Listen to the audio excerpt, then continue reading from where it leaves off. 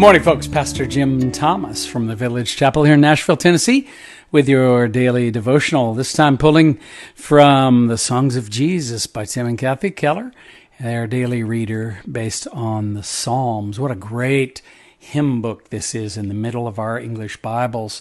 150 of these ancient songs written by a wide variety of people, about half of them by King David himself. But this one I want to read today is a selection from July 20th in this book.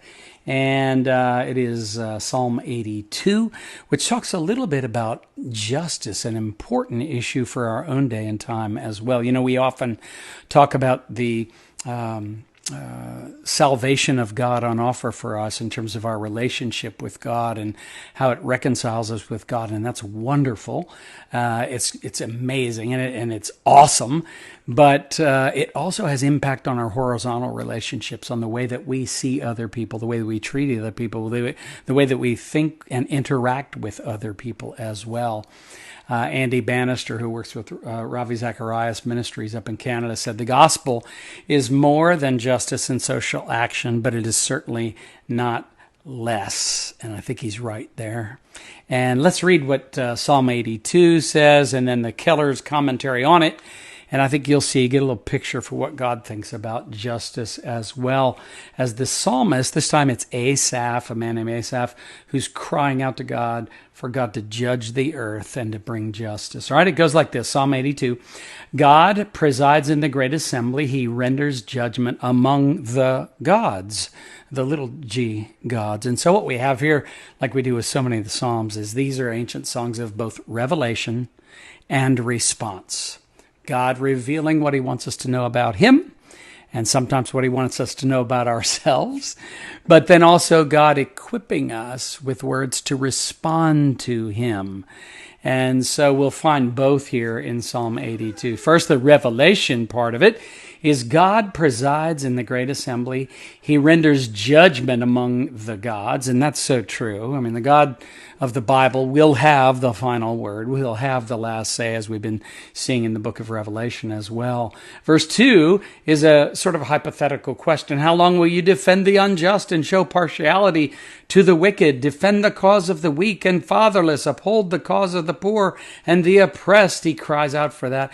Rescue the weak and the needy. Deliver them from the hand of the wicked. And so there's this longing for justice. There's this longing as Asaph cries out to God to bring justice, to bring it in its fullness and righteousness. And of course, so many of us, I think, in the world in which we live as well, would love to see the injustice stopped that's in our world. We'd love to see all that's wrong set right. And that's what Asaph is crying out for as well. He says in verse 5, the little g gods, the gods know nothing. They understand nothing. They walk about in darkness. All the foundations of the earth are shaken. And so here Asaph is just talking about it in his own day and time, probably, as much as 3,000 years ago, feeling a lot of what some of you may be feeling even right now, what I feel from time to time as well. That the entire world is just turned upside down, inside out, and the things that we thought we could count on are being shaken. And we're not the first people to feel that way. We're not the first people to cry out for justice and for righteousness to come. And so it helps me to read my Bible and to find out that, oh my goodness, this ancient songwriter was feeling the same way. How did he find in his faith in God, how did he find some answer to the deepest longing of his heart?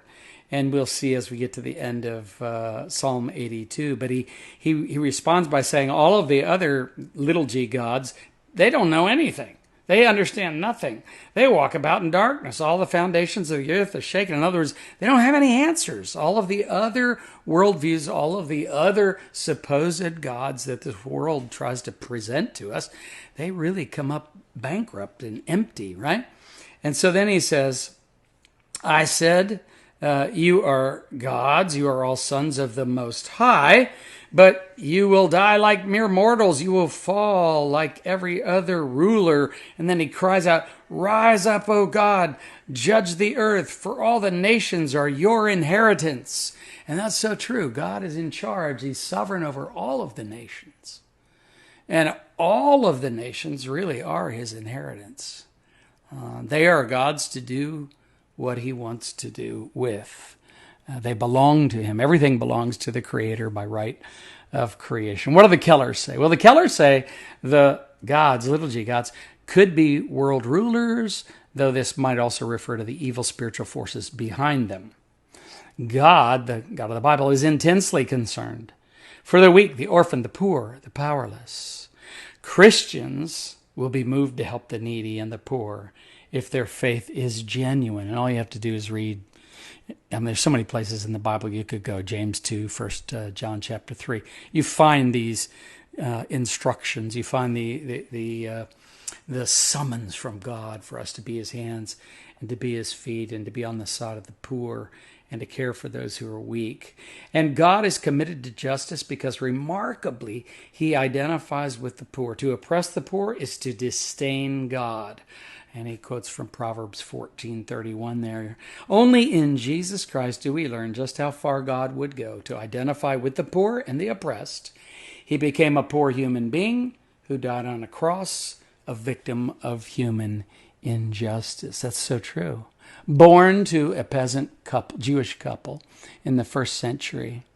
Not born in a palace, but not born with privilege, but born as a peasant little boy to a Jewish couple in a kind of a scandalous conception and delivery, and identifying very much with literally anybody and everybody on the planet who was born into poverty, and then with his death, dying the victim of human injustice. That's right. He died on the cross. Remember, he took Barabbas' place as the people cried out, "Crucify Jesus, give us Barabbas." And the Roman authorities crucified Jesus.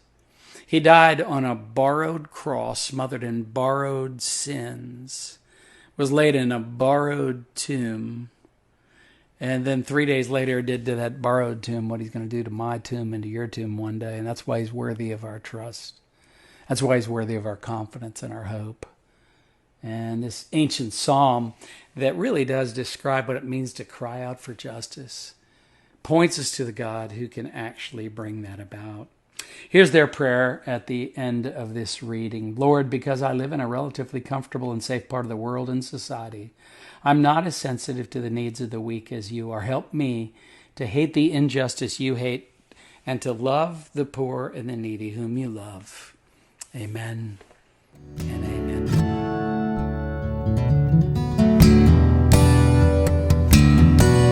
Daily Devotions with Pastor Jim Thomas is a resource of the Village Chapel in Nashville, Tennessee.